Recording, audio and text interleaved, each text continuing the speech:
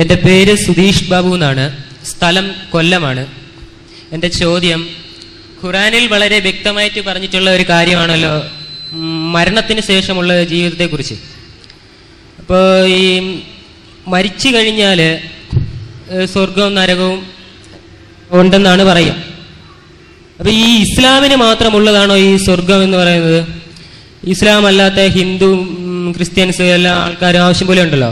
അപ്പോൾ അതിനകത്ത് നന്മ ചെയ്യുന്ന അനേകം ആൾക്കാരുണ്ട്. ഈ മദർ തെരേസയെ പോലുള്ള അനേകായിരം ആൾക്കാരില്ലേ? അപ്പോൾ അവർക്കെല്ലാം നരകമാണോ വിധിച്ചിരിക്കുന്നത്? ഈ സ്വർഗവും നരകവും ഉണ്ട് എന്നതിനുള്ള തെളിവെന്താണ്? താങ്കൾ ഇത് കണ്ടിട്ടുണ്ടോ?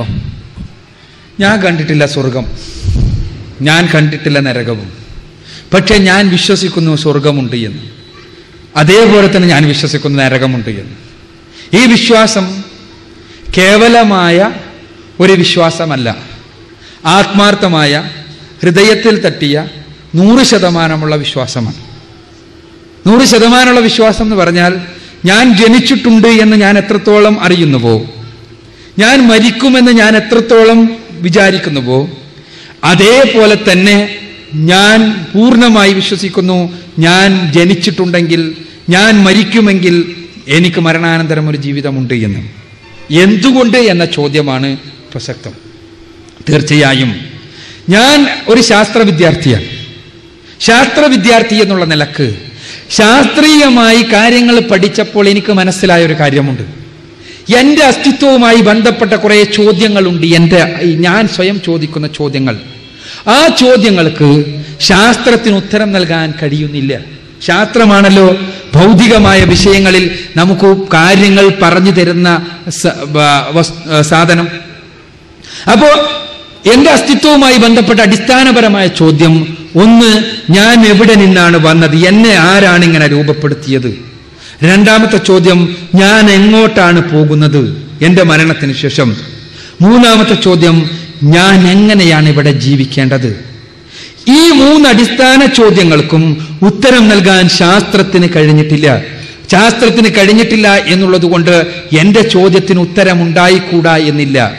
അങ്ങനെയാണ് ഞാൻ അന്വേഷിക്കുന്നത്, ഈ ചോദ്യത്തിന് എവിടെ നിന്ന് ഉത്തരം കിട്ടും? അങ്ങനെ ഉത്തരം കിട്ടി വേദഗ്രന്ഥങ്ങളിൽ നിന്ന്.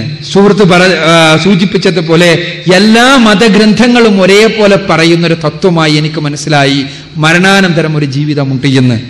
സ്വർഗേ ലോകേ ന ഭയം കിഞ്ചനാസ്തി ന തത്വത്വം ന ജരയാഭിഭേദി ഉഭേ തീർത്വാ ശനായാ പിപാസേ ശോകാദിഗോ മോദതേ സ്വർഗലോകേ എന്നെനിക്ക് വായിക്കേണ്ടി വന്നു, വായിക്കാൻ കഴിഞ്ഞു.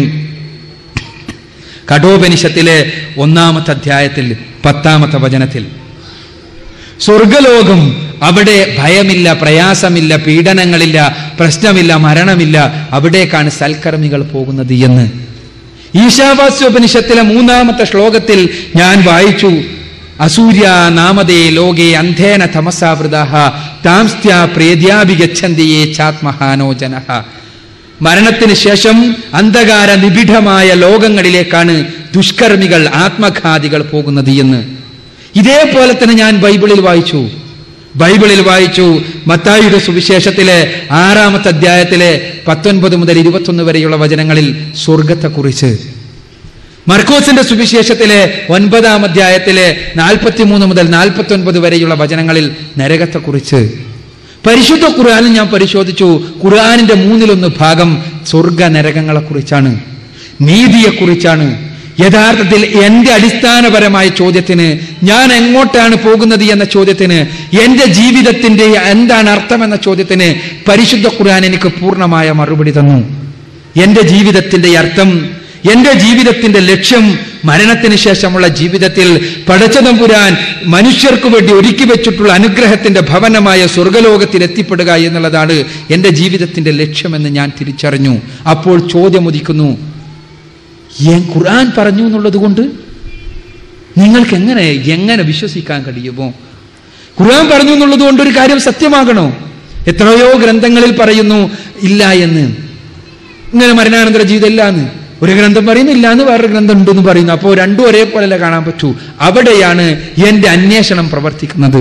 ഞാനൊരു കഥ പറയാം, ഒരു മത്സ്യത്തിന്റെ കഥ.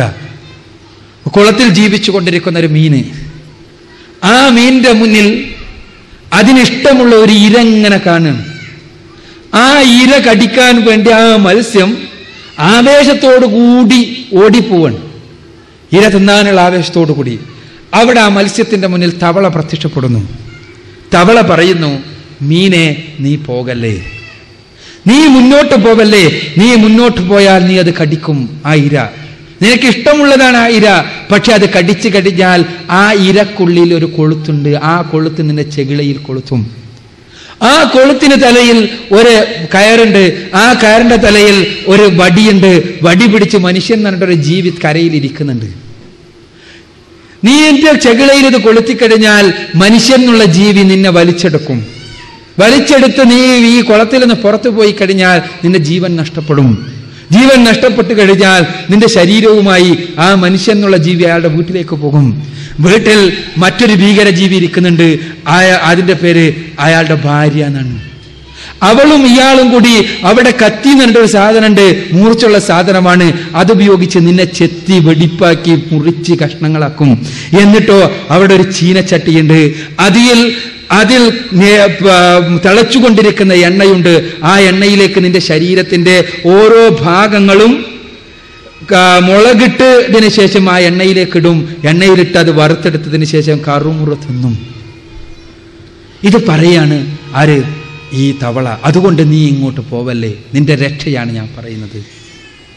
ഈ സമയത്ത് തവള പറയുന്നത് കേൾക്കാതെ ഓടിപ്പോയി. ഇത് ഒരു അർത്ഥമില്ലാത്ത വർത്തമാനം, തനിക്ക് എവിടെ നിന്ന് കിട്ടി ഈ വിവരം? തവളയോട് ചോദിക്കുകയാണ് മീന്. ഈ കുളത്തിനപ്പുറത്തൊരു മനുഷ്യനോ, ഈ കുളത്തിനപ്പുറത്ത് മറ്റൊരാൾ ഈ വടിയും പിടിച്ചിരിക്കുക, എന്ത് വിഡ്ഢി വർത്തമാനം? ആരെങ്കിലും ചീനച്ചട്ടിയിൽ പോയി തിരിച്ചു വന്നിട്ടുണ്ടോ? ആരെങ്കിലും ചീനച്ചട്ടിയിൽ പോയതിനു ശേഷം ഇങ്ങോട്ട് വന്നിട്ടുണ്ടോ? ഏതെങ്കിലും തെളിവ് പറയാൻ പറ്റുമോ? ഏതെങ്കിലും മീനിനെ തെളിവായിട്ട് ഉദ്ധരിക്കാൻ പറ്റുമോ? കത്തി കണ്ടിട്ട് തിരിച്ചു വന്ന മീനിനെ കാണിച്ചു തരാൻ പറ്റുമോ?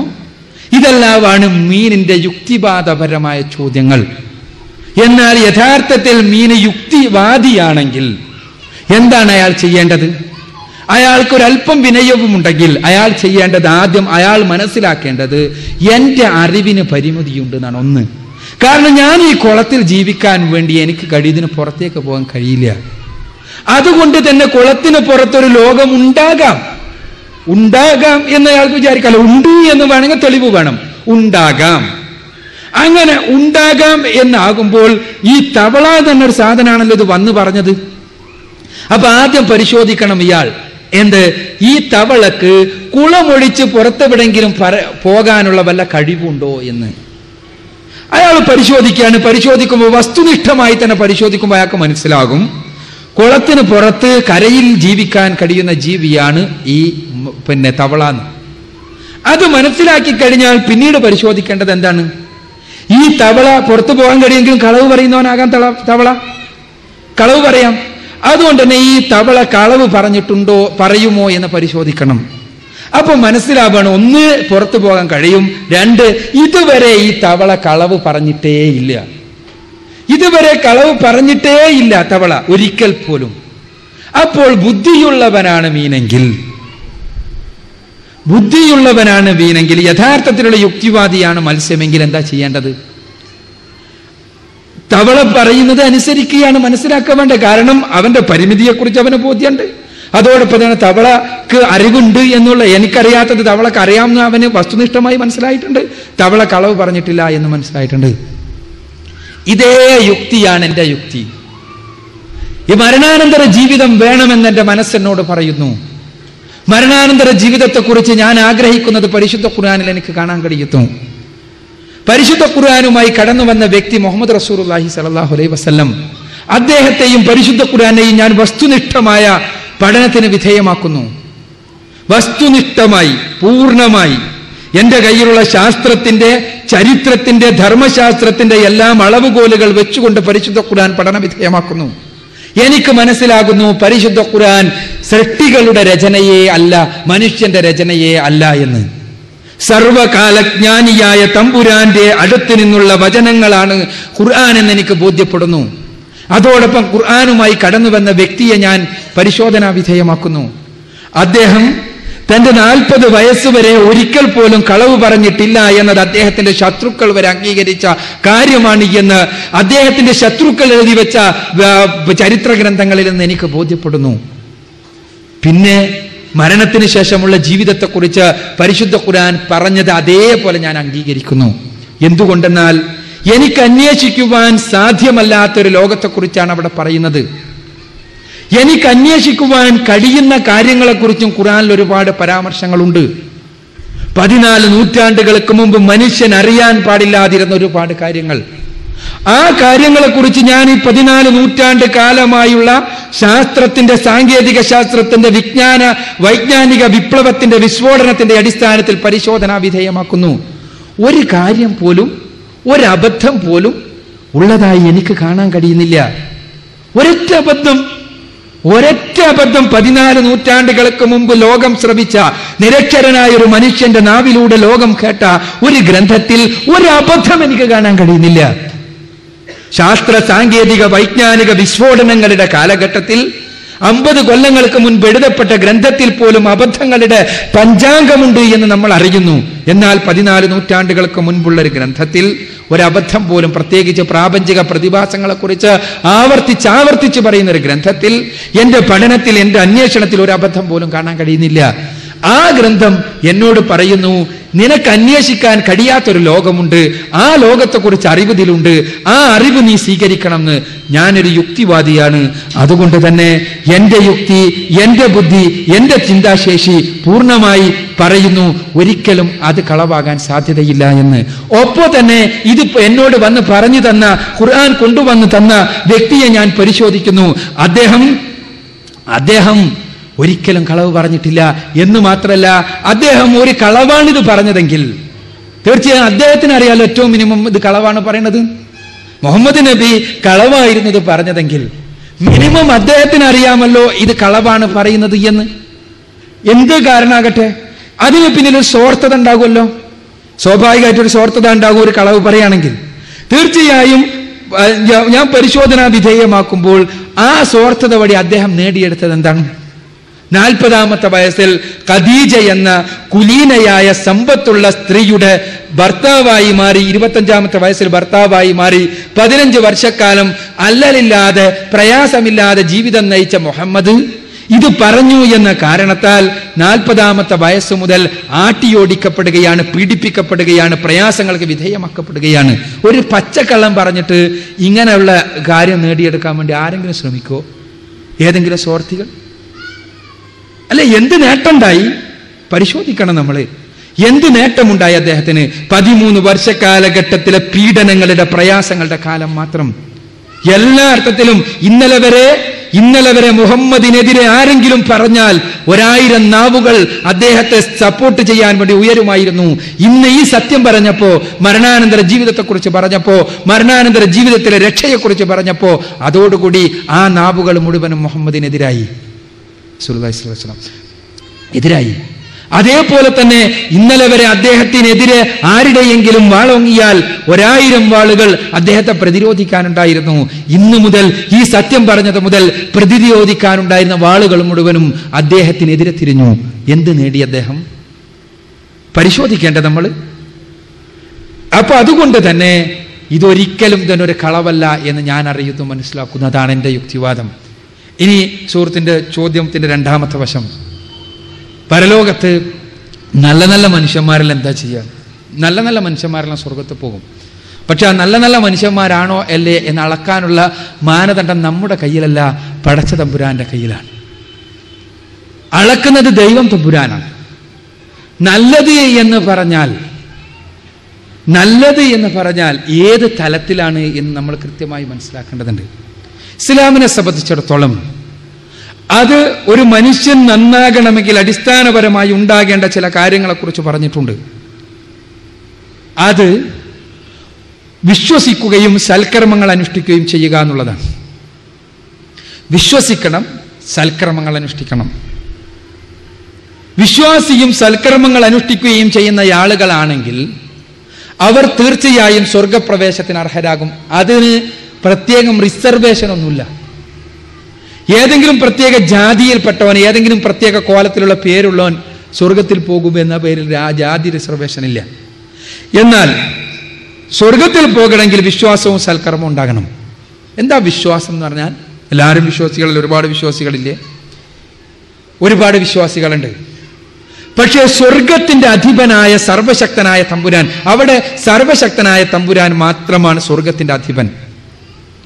ആ സ്വർഗത്തിന്റെ അധിപനായ സർവശക്തനായ തമ്പുരാൻ ആണ് മനുഷ്യരോട് എന്താണ് വിമലമായ വിശ്വാസം എന്ന് പഠിപ്പിച്ചത്. സർവേശ്വരനായ തമ്പുരാനാണ് മനുഷ്യനെ സ്വർഗത്തിലിടുന്നത്, അല്ലാതെ നമ്മൾ ഇങ്ങനെ പോയിട്ട് ചാടി വീഴുന്നതല്ല. സർവശക്തനായ തമ്പുരാൻ വിമലമായ വിശ്വാസം എന്തൊക്കെയാണ് എന്ന് കൃത്യമായി പഠിപ്പിക്കാനാണ് പ്രവാചകന്മാരെ പറഞ്ഞയച്ചത്. ആ പ്രവാചകന്മാർ പഠിപ്പിച്ച വിശ്വാസം ആരാണോ സ്വീകരിക്കുന്നത് അവർ സ്വർഗത്തിൽ പോകും. അതോടൊപ്പം തന്നെ സൽക്കർമ്മങ്ങൾ അനുഷ്ഠിക്കണം. ഒരു കാര്യം സൽക്കർമ്മമാകണമെങ്കിൽ 3 മാനദണ്ഡങ്ങളുണ്ട് ഇസ്ലാമിൽ. ഒരു കാര്യം സൽക്കർമ്മം എന്ന് പറഞ്ഞാൽ ഒരു പാവപ്പെട്ട മനുഷ്യൻ വന്നിട്ട് എന്തെങ്കിലും ചോദിച്ചാൽ പൈസ എടുത്തു കൊടുക്കുന്നത് സൽക്കർമ്മം ആണ് എന്ന് നമ്മളെല്ലാവരും പറയുന്നു. അത് ഇസ്ലാമിക വീക്ഷണത്തിൽ സൽക്കർമ്മമാകാം, പക്ഷേ ദുഷ്കർമ്മമാകാം.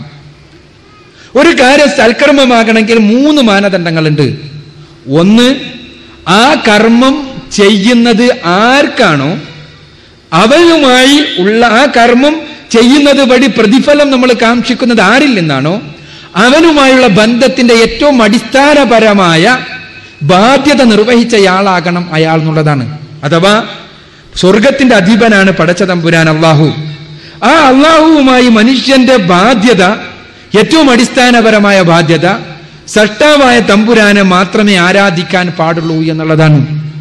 ആ ബാധ്യത നിർവഹിച്ചയാളാകണം ഒന്നാമത്തെ കണ്ടീഷൻ. അതാണ് ഒരു കാര്യം സൽക്കർമ്മമാകണമെങ്കിൽ. ഒരു കാര്യം സൽക്കർമ്മമാകണമെങ്കിൽ ഒന്നാമത്തെ കണ്ടീഷൻ അതാണ്. ഒരു വീട്ടില് ഞാൻ വീട്ടിലെല്ലാ കാര്യവും നോക്കുന്നുണ്ട്, പക്ഷേ വീട്ടിൽ അച്ഛനാണെന്ന് മാത്രം ഞാൻ അംഗീകരിക്കൂല. വീട്ടിൽ എൻ്റെ പിതാവ് ആണ്, പിതാവുണ്ട് വീട്ടില്, പിതാവാണെന്ന് ഞാൻ അംഗീകരിക്കൂല, പിതാവിന്റെ കാര്യങ്ങൾ ചെയ്യൂല, പിതാവിനോടുള്ള ബാധ്യത ഒന്നും ഞാൻ നിർവഹിക്കൂല. പക്ഷേ വീട്ടിലെ ബാക്കി കാര്യങ്ങളെല്ലാം ഞാൻ ചെയ്യുന്നുണ്ട്. ആ കാര്യങ്ങൾ തീർച്ചയായും അപ്രസക്തമാണ്. കാരണം ഏറ്റവും അധികം ഒരു വീട് എന്നുള്ള നിലയ്ക്ക് എനിക്ക് ഏറ്റവും അധികം ഉത്തരവാദിത്തമുള്ളത് എൻ്റെ പിതാവിനോടാണ്. ആ പിതാവിന് പിതാവാണ് എന്ന് അംഗീകരിക്കുകയോ പിതാവിനോടുള്ള ഉത്തരവാദിത്തങ്ങൾ നിർവഹിക്കുകയോ ചെയ്യാത്തിടത്തോളം കാലം പിന്നീടുള്ള കാര്യങ്ങൾ ചെയ്യുന്നത് കൊണ്ട് അത് വിലയുള്ളതായി തീരുന്നില്ല. ഇതേപോലെ തന്നെ സൃഷ്ടാവായ തമ്പുരാനോടുള്ള ഉത്തരവാദിത്തം, ഒന്നാമത്തെ ഉത്തരവാദിത്തം അവനെ മാത്രം ആരാധിക്കുക എന്നതാണ്. അവനെ മാത്രം ആരാധിക്കുക എന്ന ഉത്തരവാദിത്തം നിർവഹിക്കണം. ഒന്ന്. രണ്ടാമത്തേത്, ഒരു കർമ്മം സൽക്കർമ്മമാകണമെങ്കിൽ ആ കർമ്മം പടച്ച തമ്പുരാൻ പഠിപ്പിച്ചതാകണം. പടച്ച തമ്പുരാൻ സൽക്കർമ്മം എന്നുള്ള രൂപത്തിൽ പഠിപ്പിച്ചതാകണം. അല്ലാത്ത കർമ്മങ്ങൾ സൽക്കർമ്മമാകില്ല. നമ്മുടെ സമൂഹത്തിൽ തന്നെ പലതരം കർമ്മങ്ങൾ ചെയ്യുന്ന ആളുകളുണ്ട്.